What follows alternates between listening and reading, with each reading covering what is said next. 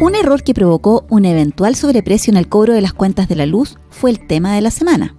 Además, le costó el cargo al ministro de Energía, Diego Pardo.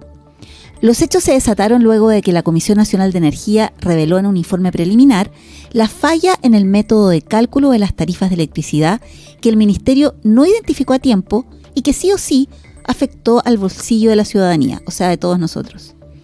Mientras la oposición anunciaba una acusación constitucional contra Pardo, el presidente Boric le pidió la renuncia, como se les dice hoy día a los despidos en los gabinetes. Escuchas el radar de CIPER, las noticias más relevantes de la semana seleccionadas para ti por el equipo de CIPER. Hoy te contaremos que el presidente del Partido Republicano, Arturo Esquella, fue informado en abril pasado sobre los ataques con fake news de la cuenta troll Neuroc en la red social X.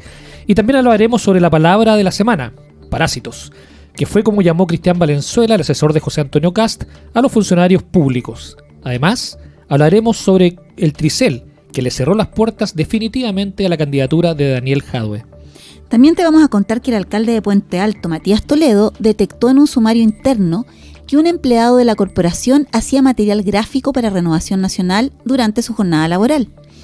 También que el diputado Joaquín Lavín Jr. fue finalmente desaforado y que su esposa Katy Barriga le transfirió a él el reembolso que el CERVEL le hizo por los gastos de su campaña a reelección y no a la cuenta de la empresa que supuestamente le prestó los servicios. Somos los periodistas Claudio Urquieta y Mauricio Ávila, y esto es El Radar de CIPER.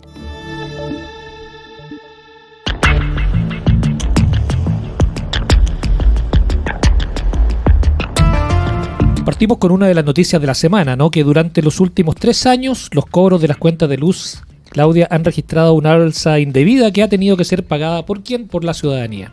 O sea, por todos nosotros. Exactamente, producto de un error que se gestó en el 2016 y que comenzó a aplicarse en el 2022. Este error se dio a conocer esta semana y fue el propio ministro de Energía, Diego Pardo, quien dio a conocer esta irregularidad, algo que finalmente le costó el puesto. Bueno, en un informe de la Comisión Nacional de Energía se detectó que la metodología del cobro de las tarifas eléctricas generaba un sobreprecio. Aún no se sabe cuál es el monto que estaba generando estos cobros de más.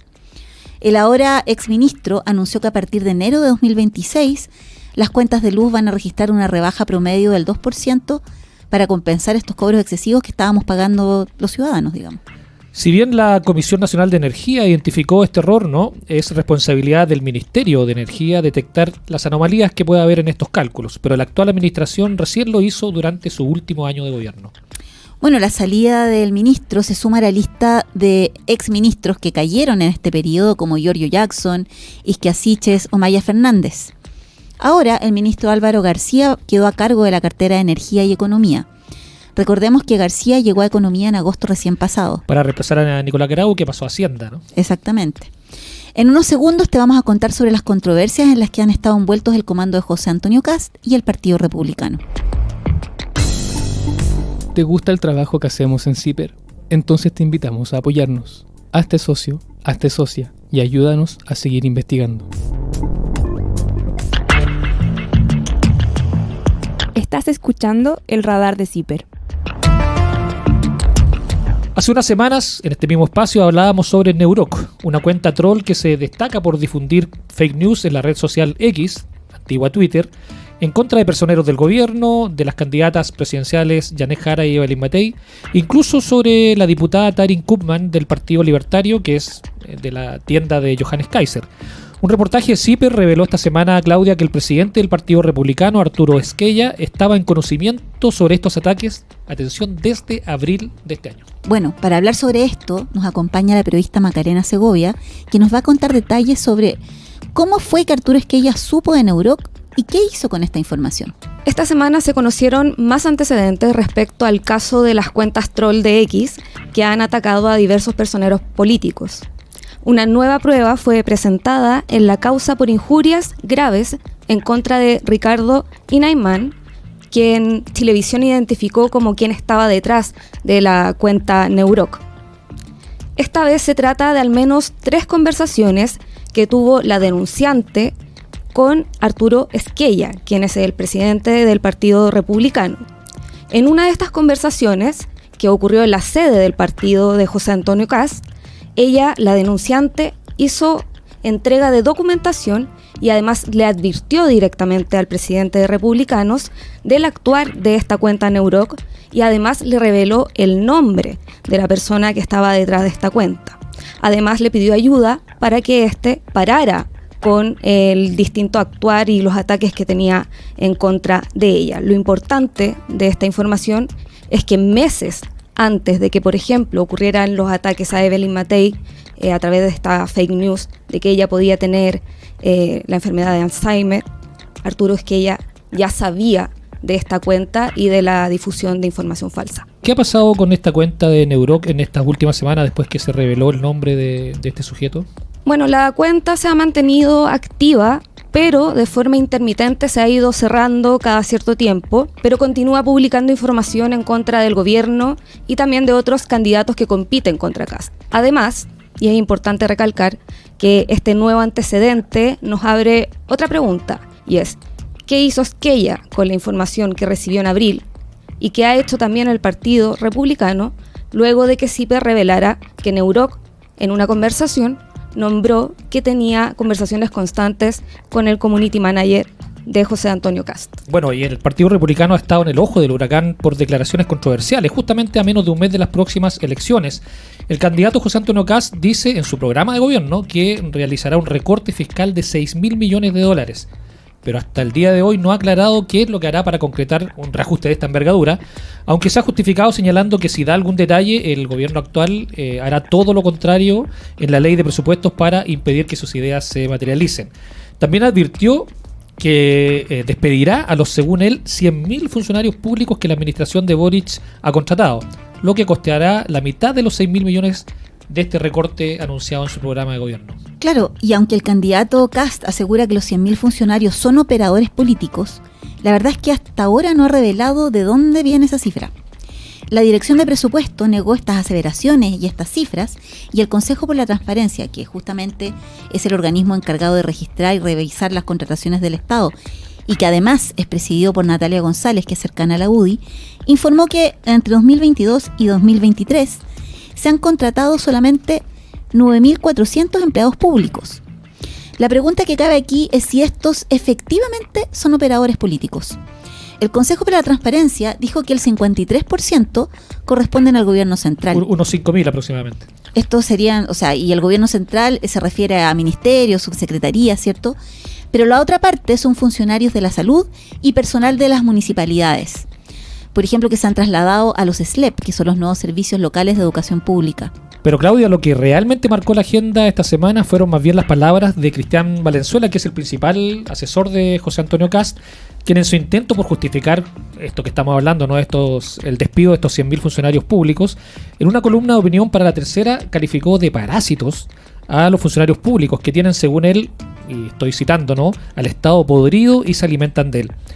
Aseguró incluso que los parásitos no solo están en el gobierno actual, sino que también en la oposición, que ya gobernó con Sebastián Piñera, lo que fue un ataque directo evidentemente a Chile Vamos, y con esto se vio afectada la tregua que tenían los dos candidatos, Evelyn Matei y José Antonio Kast, tras la polémica de los trolls y las noticias falsas que aseguraban que la candidata de Chile Vamos, ¿te acuerdas?, tenía Alzheimer. Bueno, así es, pero siempre constató que Valenzuela, el mismo del que estamos hablando, y que trató de parásito a los funcionarios públicos, trabaja hace 7 años para el Estado. La periodista Gabriela Pizarro nos acompaña para contarnos justamente sobre este tema. Así es, yo creo que el dato crucial aquí, además del hecho de que trabaja para el Estado, es cuál es el cargo que desempeña este asesor Valenzuela, ¿cierto?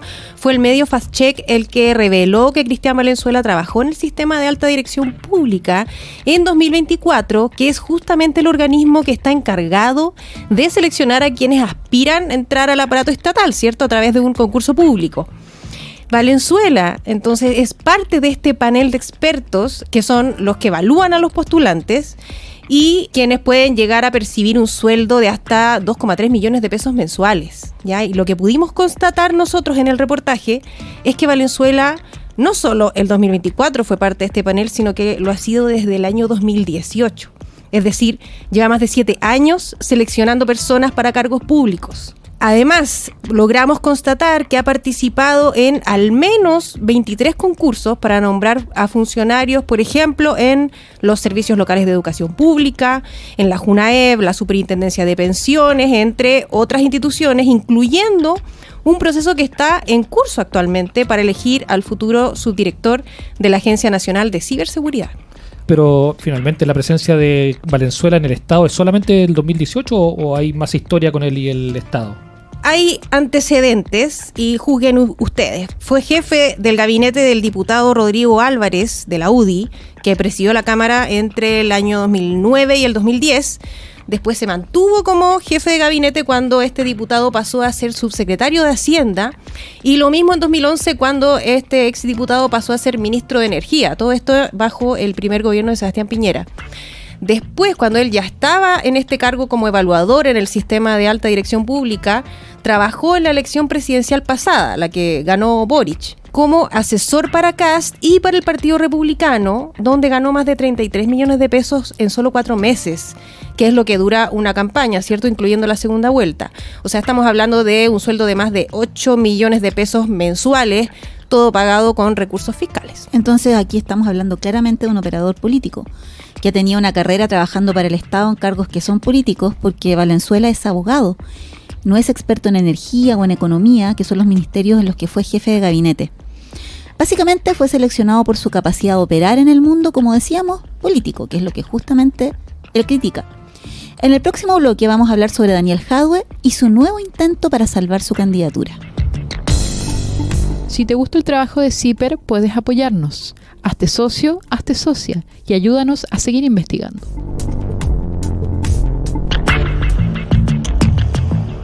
Continúa escuchando el radar de CIPER.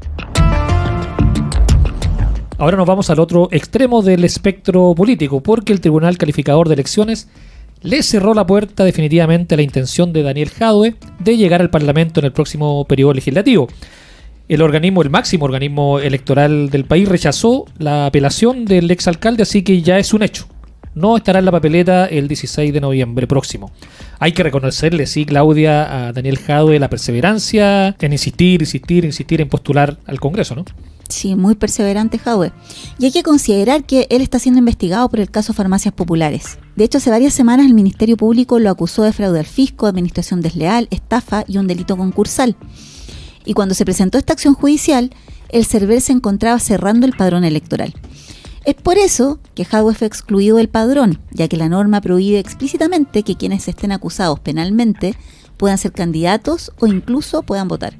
Sin embargo, Claudia, la defensa de Jadwe lo intentó en varias ocasiones apelar ante el Tribunal Electoral y también ante el TRICEL, el Tribunal Calificador de Elecciones, en 2 oportunidades. ¿Cuál es el argumento de los abogados del exalcalde? Es que Jadwe dejó de ser acusado y pasó a ser imputado porque el tribunal ordenó la reapertura de la investigación. Recordemos por estos chats de Hermosilla donde aparecía el nombre de él y eso se utilizó como argumento para esto, ¿no?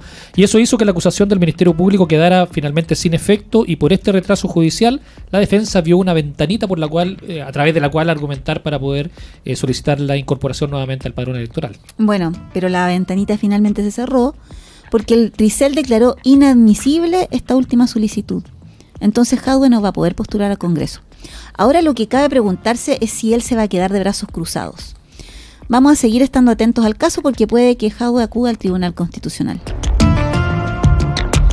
El alcalde de Puente Alto, Matías Toledo, confirmó a CIPER que un empleado de la municipalidad que él encabeza elaboraba material gráfico para campañas electorales de Renovación Nacional. Hay que apuntar, cierto, que Toledo es independiente de los movimientos sociales, por lo tanto no tiene nada que ver con Renovación Nacional.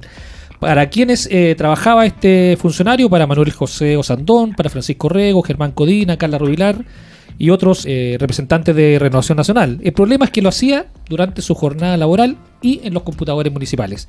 La sospecha es evidente, ¿no? ¿Será que RN tenía un proveedor electoral pagado por la municipalidad de Puente Alto? Bueno, la verdad es que todavía no lo sabemos. Lo que sabemos es que hasta ahora hay un sumario interno que pudo esclarecer que Cristian Urribarri, que es el funcionario que estamos hablando, utilizó uno de los computadores institucionales para hacer estos trabajos para Renovación Nacional. El tema es que 2 de sus computadores estaban malos, estaban descompuestos, y otro se lo robaron. Pero la nueva administración logró reparar uno de los computadores y ahí fue que encontraron los editables de los proyectos gráficos. O sea, el material en bruto dentro de un programa de edición, y ahí lo pillaron.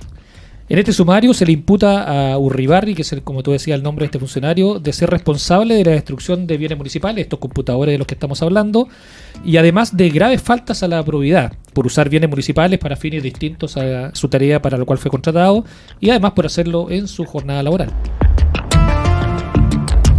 La Corte de Apelaciones aprobó el desafuero del diputado Joaquín Lavín Jr. Ahora, el parlamentario va a poder ser formalizado por la investigación que lleva el Ministerio Público en su contra por fraude al fisco. Como esta resolución fue emitida por un tribunal de segunda instancia, Lavín Jr. aún puede apelar a la Corte Suprema. ¿En qué consiste la acusación de la Fiscalía, Claudia? En que el diputado es dueño en las sombras, dice el Ministerio Público, de Modo 74, que es una empresa que ha sido su principal proveedora en el Congreso.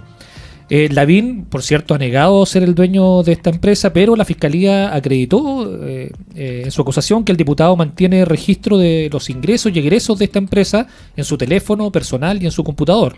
Algo que es bastante extraño para alguien que solo es cliente de esta empresa, ¿no? También revisaron sus cuentas bancarias y constataron que Lavín León nunca transfirió a Modo 74 el dinero que el Congreso y el CERVEL le habían reembolsado. Bueno, algo similar ocurrió con Katy Barriga, que es la esposa de Lavín y la ex alcaldesa de Maipú.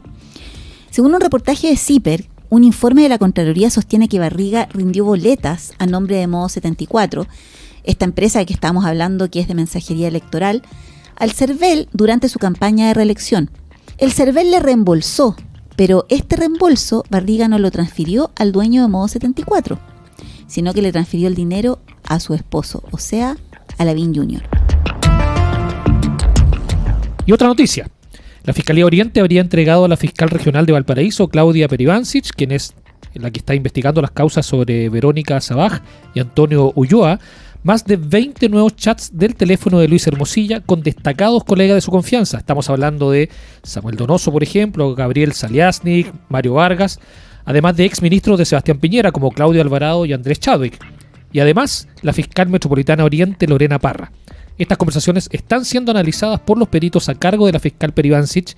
La revelación fue hecha por el sitio Reportea. Con esta noticia cerramos esta edición del Radar de CIPER y te agradecemos por acompañarnos en este capítulo. Queremos invitarte a que te hagas socia o socio de CIPER porque con tu apoyo podemos seguir haciendo periodismo de investigación. También recuerda que puedes encontrarnos en todas las plataformas digitales como @CIPERChile para que no te pierdas nuestros reportajes. Hasta el próximo viernes. Esto fue El Radar de CIPER. El Radar de CIPER es un podcast producido por Pablo Fontena. La edición periodística está a cargo de Mauricio Ávila y Anaís Morales.